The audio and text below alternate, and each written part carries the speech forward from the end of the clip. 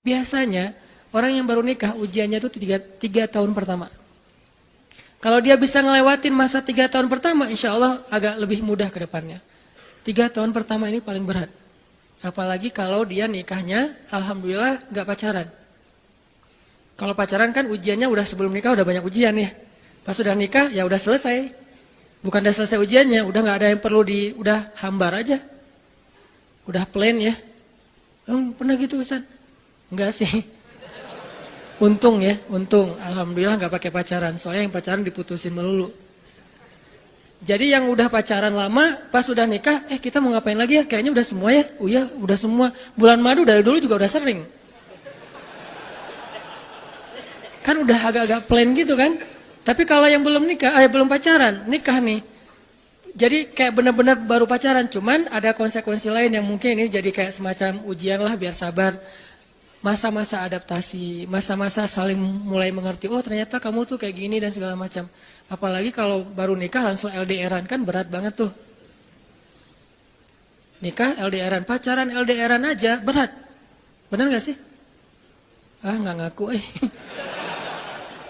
Pacaran LDRan aja berat, apalagi nikah LDRan. Kenapa? Pacaran itu kan masih banyak pantangan.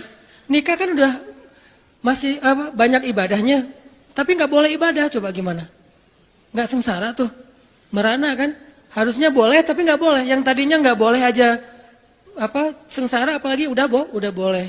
Nah ini artinya setiap hari dalam tahun-tahun pertama pernikahan kita bisa aja mengatakan, udah deh, saya talak kamu, apalagi laki-laki.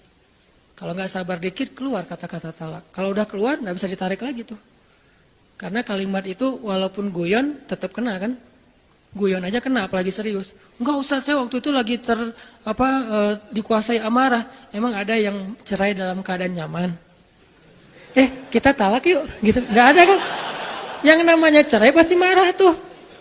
Jadi enggak ada istilah gara-gara marah terus talaknya enggak berlaku, enggak. Maksud marah yang enggak berlaku talak itu kalau sampai hilang akal. Tapi rata-rata kita masih berakal sih walaupun marah juga.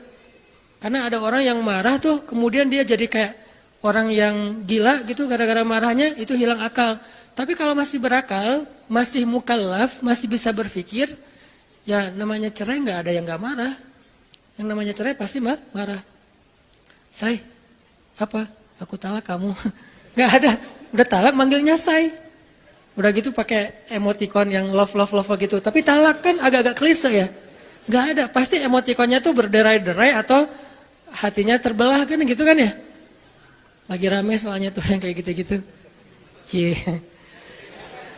Ini artinya bahwa yang namanya talak nggak ada nyamannya. Pasti lagi marah dan tetap berlaku teman-teman.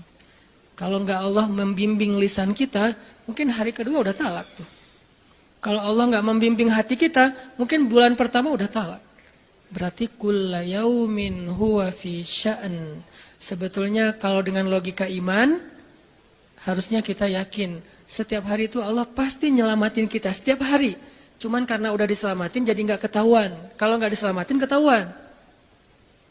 Tadi mau jatuh di jalan nih naik motor nih, mau keserempet harusnya jatuh, tapi nggak jadi keserempet.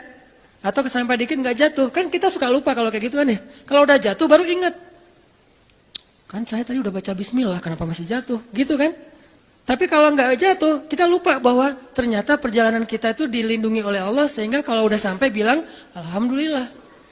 Jadi banyak yang kita nggak bisa ngitung karena memang tidak terjadi. Kenapa nggak terjadi? Allah yang menyelamatkan kita. Kulla yaumin huwa fi sya'an. Sehingga tetap walaupun mungkin kita nggak ngerasain, bilang aja alhamdulillah setiap hari aja gitu. Karena nggak ada ruginya juga kita ngomongin alhamdulillah. Satu-satunya kata atau nama yang gak rugi disebut cuma nama Allah. Dan satu-satunya nama yang rugi kalau disebut nama mantan. Itu gak enak banget nyebutnya. Kadang-kadang lagi ngobrol sama temen atau lagi kenalan di dalam kampus nih ya, atau kelas anak baru ceritanya. Kan kenalan nih, dipanggil nama sama guru satu-satu. Pas ada satu nama misalnya namanya siapa gitu kan ya. Kita sendiri yang pas nama itu disebut langsung meriang. Kamu kenapa? Itu nama mantan saya bu. Kan suka gitu ya, sampai ada nama jalan bisa buat dia kegeeran sendiri. Saya pernah di Masjidil Haram ada salah satu nama